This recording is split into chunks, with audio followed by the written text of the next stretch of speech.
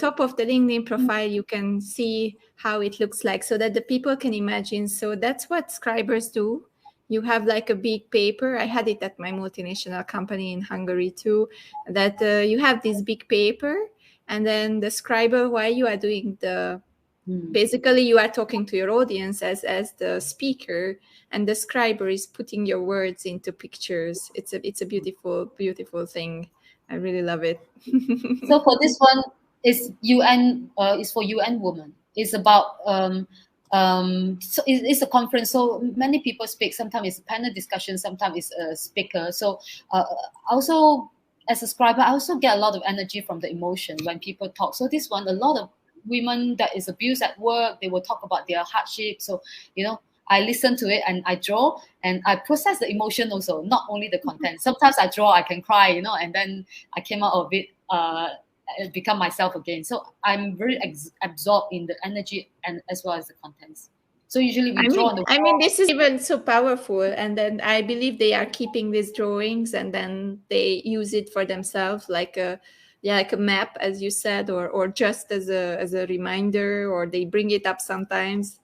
Do you take it and you make pictures and then you keep it in some kind of archive, or how do you collect all these things, what you did? I never bring back my physical work, but I always digitalize and send the high res version for my clients, and they do anything with their work. So for this, you can rotate, but oftentimes we all do a workshop outside the country where the office are. So sometimes we burn or throw away the art. We don't want to keep the contents are usually confidential. So it happened that for a certain workshop, I will have to cut all my work in pieces and burn them. Well, it would be so nice to have an exhibition, with all this stuff, and you could do a big exhibition with all the different scriber works from all around. Yeah, we draw on foam board. It's very big to transport, and it happened. One company wanted to ship back, send by plane, and it cost them a few hundred USD, I don't know, and they took it back. They use it as a wall art.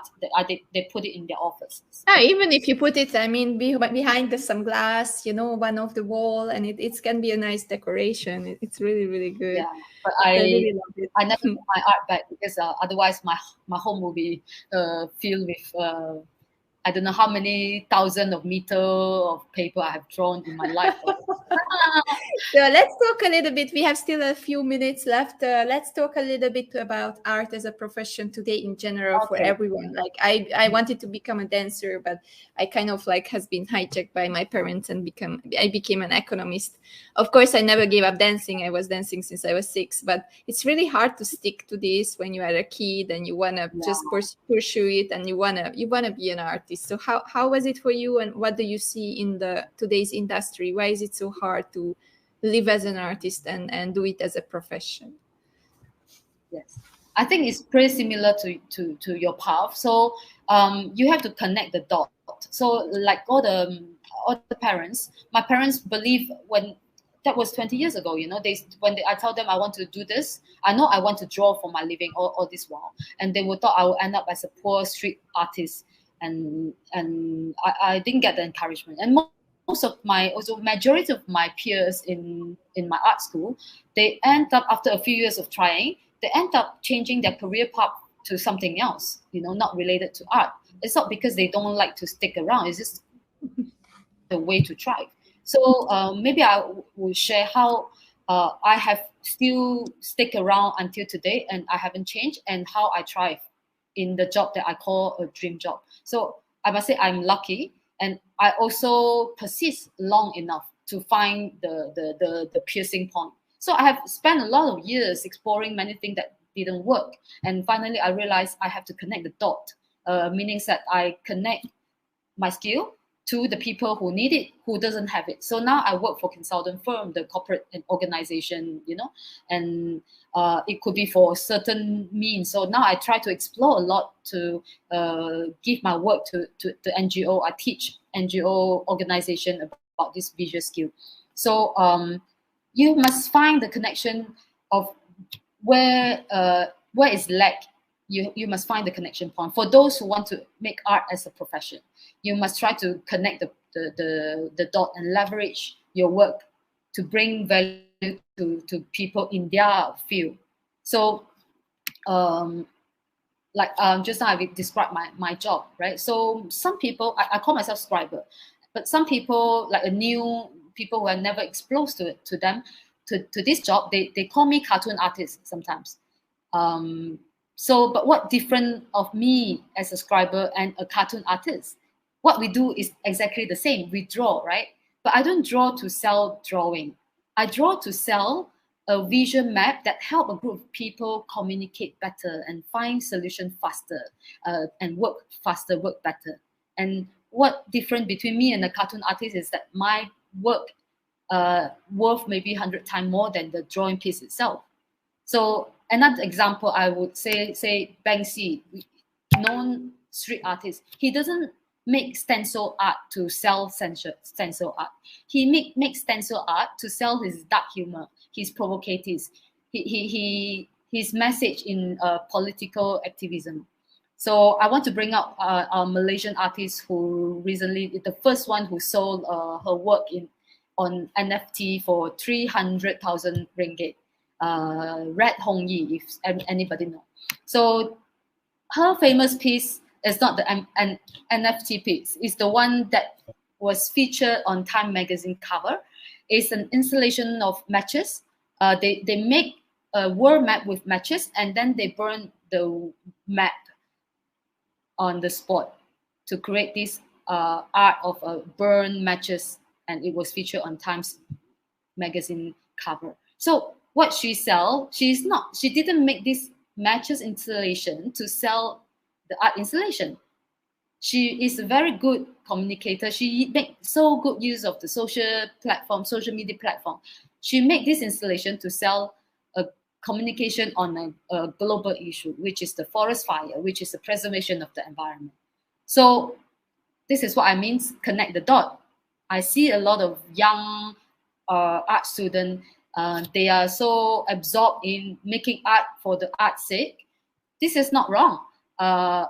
Unless you are really, really, really talented and very lucky, then you probably have a very good style, then you will thrive in becoming an artist. But if you want to make art as a profession or an entrepreneurial art person, then connect the dot and find where you can thrive and find the niche is very important. And compared to my era, I think this is the best time for us to do so. It's easier because of the digital platform. It's an equal platform for everyone. You don't need to have a lot of money or alone. You can become your own marketeer. You can become your own brand manager.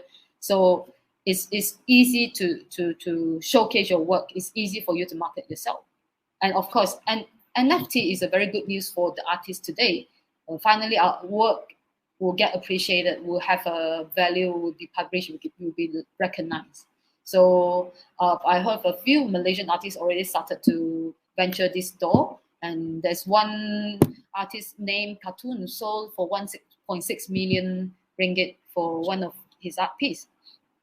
So there are ways for artists today, especially with the NFT coming. And we were talking about NFTs with Darren. So if you want to watch back what is NFT, what is this technology, then you can watch the video with Darren earlier, because we were explaining what is this. And artists can use this in the future, and hopefully it goes away from these very weird things that now they are selling as a master art piece in NFT to something like really an art piece like Banksy. I believe he also did one NFT and then he burned the original version. So it's only available, his art is only available in NFT format. So these kind of things, the artist can finally find a place again in the virtual world to get some money and to try to live from the art itself. And it's really nice. And I believe I remember Marina Abramovic.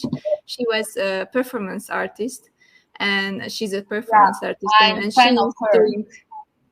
Yeah, I have her book, and I was just reading it, yeah. and she's kind of like, if the people don't know her, search for her, Marina Abramovic. It's a little bit on the side, so it's really, you have to have a heart to watch and read whatever Yeah. she's doing. But she's kind of like the person who just does something to express the feelings, to express an emotion, a thought, a message to the humanity. So it's kind of very deep things behind her art, but it's not the creation, it's not the vase, it's not a painting, it's nothing tangible.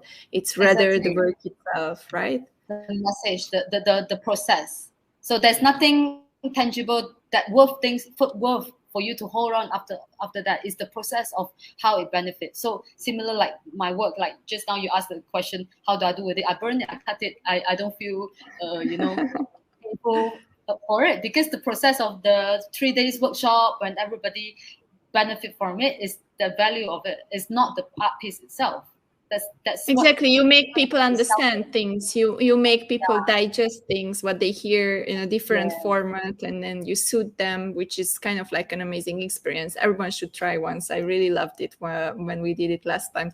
My problem was just I was only concentrating on the drawing, and I wasn't concentrating on the people talking anymore, because I was fascinated by the person drawing, and the same time why the people were just talking, and how the imagination of the person, a scriber, sees the things is totally different how I would see it. And you can see different symbols and how you understand the world. It's beautiful. Yeah. So while you are watching the drawing and you listen at the background, actually you have activate the both senses. You probably capture it even more, even absorb better. I think it's unconsciously staying with you more, because even if you don't remember so much, for example, for me it was really artistic, so I'm an artistic person. I was focusing on the art, but I remember the things what the people said, not because I was remembering the voice of the person, but I was remembering the drawings and the different symbols, and it helped me to remember for a longer time than if I just hear, for example, the speaker speaking, and it's not with another sense, not attaching another sense. You just forget it after a while because everyone is talking to you. So it's kind of like a usual feeling. Yeah.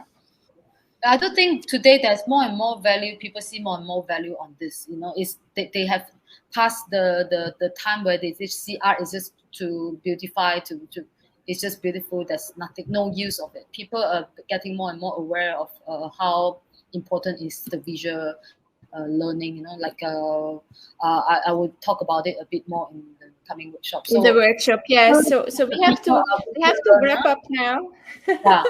So sorry, I have to wrap up because I have Kathy in the Zoom room and we start our workshop. So for the audience who is watching us, please connect with Tikka. Here is her name, Tikka Hunlifan, and you can find her on LinkedIn, and then you can just write you saw her on the GES, and then she will connect with you.